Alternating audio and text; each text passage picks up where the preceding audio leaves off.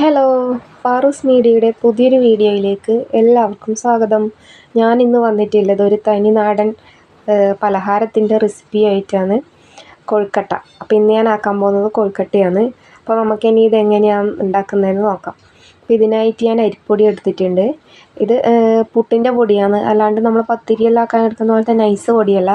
ഞാൻ പുട്ടുപൊടിയാണ് എടുത്തിട്ടുള്ളത്.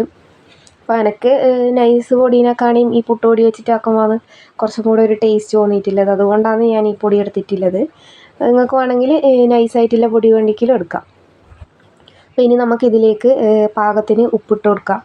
എന്നിട്ട് കൈ കൊണ്ട് തന്നെ നന്നായിട്ടൊന്ന് ഇളക്കി യോജിപ്പിച്ച് കൊടുക്കാം. ഉപ്പ് ഇങ്ങനെ ഇടുന്നില്ലെങ്കിൽ നമ്മളിത് കുഴക്കാൻ വേണ്ടിയിട്ട് എടുക്കുന്ന വെള്ളത്തിൽ ഇട്ടാലും മതി.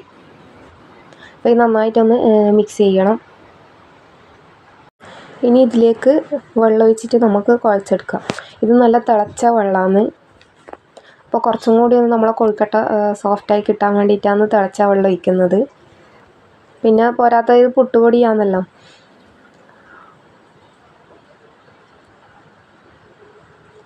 ഇതിപ്പോൾ ഏകദേശം നമ്മൾ പുട്ടിന് കുഴക്കുന്ന പരുവത്തിലാണ് ഇപ്പം ആയിട്ടുള്ളത്.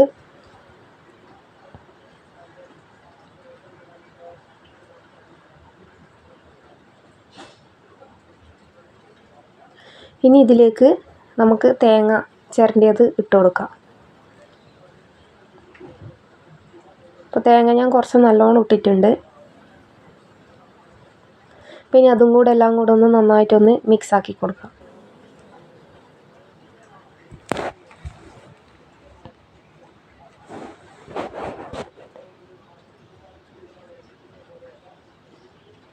ഇനി നമുക്ക് കുറച്ച് വെള്ളം കൂടി ഒഴിച്ചു കൊടുക്കാം.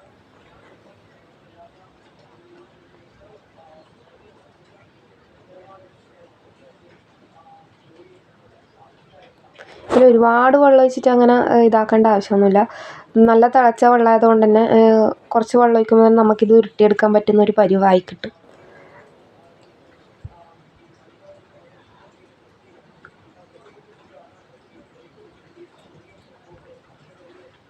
അപ്പോൾ നമ്മൾ പൊടിയെല്ലാം നല്ലോണം കുഴച്ച് റെഡിയാക്കിയിട്ടിട്ട് ഇനി ഇത് നമുക്ക് ചെറിയ ചെറിയ ബോൾസായിട്ട് ഉരുട്ടിയെടുക്കാം. ഇത് നമുക്ക് ഇഷ്ടമുള്ള വലുപ്പത്തിൽ ബോൾസ് ആക്കിയിട്ട് എടുക്കാം. ഇനിയിപ്പം ബോൾസ് എല്ലാം കുറച്ചൊരു പരന്ന ഷേപ്പ് വേണ്ടിക്കിൽ അങ്ങനെയും ആക്കിയിട്ടെടുക്കാം. അതെല്ലാം നമ്മളെ ഇഷ്ടത്തിനാണ്.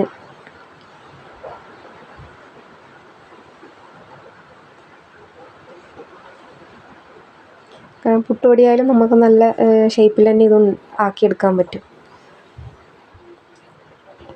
പിന്നെ എനിക്ക് തോന്നിയിട്ടുള്ളൊരു കാര്യം എന്താണെന്ന് വെച്ചാൽ നമ്മൾ ഈ നൈസ് പൊടി എടുത്തിട്ട് ആക്കുമ്പം നമ്മളിത് ആക്കിയിട്ട് കഴിക്കുന്ന സമയത്തൊരു എന്താ പറയുക, ഒരു പറ്റിപ്പിടിക്കുന്ന പോലെ തോന്നും. പക്ഷെ നമ്മൾ ഈ പുട്ടുപൊടി വെച്ചിട്ട് ആക്കുന്നുണ്ടെങ്കിൽ അങ്ങനത്തെ ഒരു ഇതുണ്ടാവില്ല. നമുക്ക് അതൊരു കരികരിപ്പ് പൊടിയായതുകൊണ്ട് നമുക്ക് നല്ല എന്താ പറയുക, കഴിക്കാനും നല്ലൊരിതാണ്. അപ്പം അതുകൊണ്ടാണ് കേട്ടോ ഞാൻ ഈ പൊടി എടുത്തിട്ട് ആക്കുന്നത്.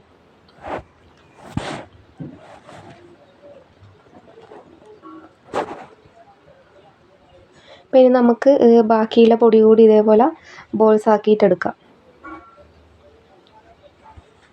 അങ്ങനെ നമ്മൾ മുഴുവനും ബോൾസാക്കി എടുത്തിട്ടുണ്ട്. ഇനി നമുക്കിത് ആവി കയറ്റി എടുക്കണം. അപ്പോൾ അതിനായിട്ട് ഞാൻ അടുപ്പത്തൊരു ഇഡ്ഡലി പാത്രത്തിൽ കുറച്ച് വെള്ളം വെച്ചിട്ടുണ്ട്. അപ്പോൾ വെള്ളം നന്നായിട്ട് തിളച്ചിട്ടുണ്ട്. ഇനി നമുക്ക് ഈ ബോൾസ് ഇതിലേക്ക് ഇട്ട് കൊടുക്കാം.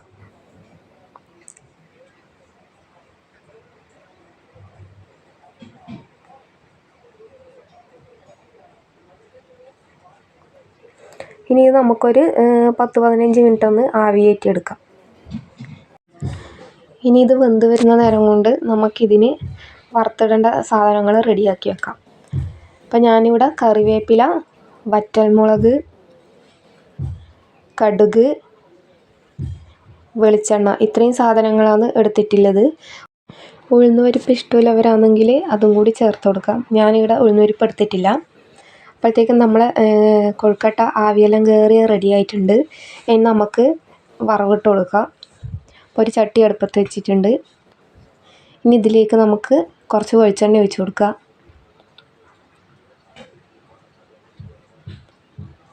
അപ്പോൾ എണ്ണ നന്നായിട്ട് ചൂടായതിന് ശേഷം കടുക് ഇട്ട് കൊടുക്കുക.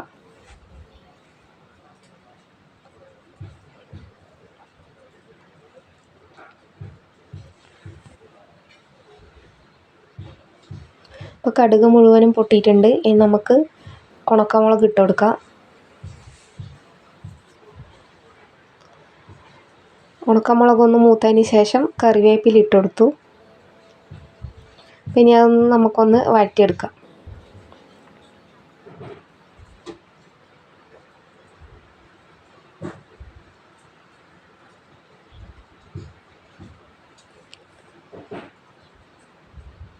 ഇപ്പോൾ കറിവേപ്പിലയും വറ്റൽമുളകെല്ലാം ഏകദേശം ഒന്ന് മൂത്ത് വന്നിട്ടുണ്ട്. ഇനി നമുക്കിതിലേക്ക് നമ്മൾ ആവി കയറ്റി വെച്ച കൊഴുക്കട്ട ഇട്ട് കൊടുക്കാം.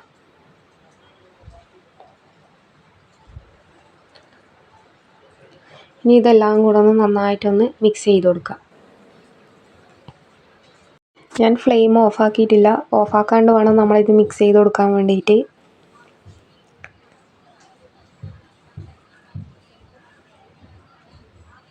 നല്ലോണം ഒന്ന് മിക്സാക്കി കൊടുക്കാം.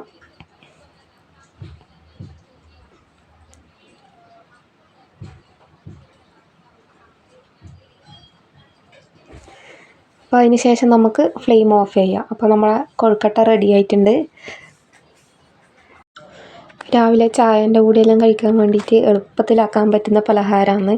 അപ്പോൾ എല്ലാവരും ഉണ്ടാക്കി നോക്കണം.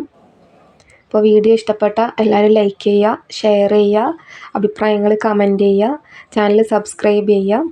പുതിയൊരു വീഡിയോയിൽ കാണാം. ബൈ.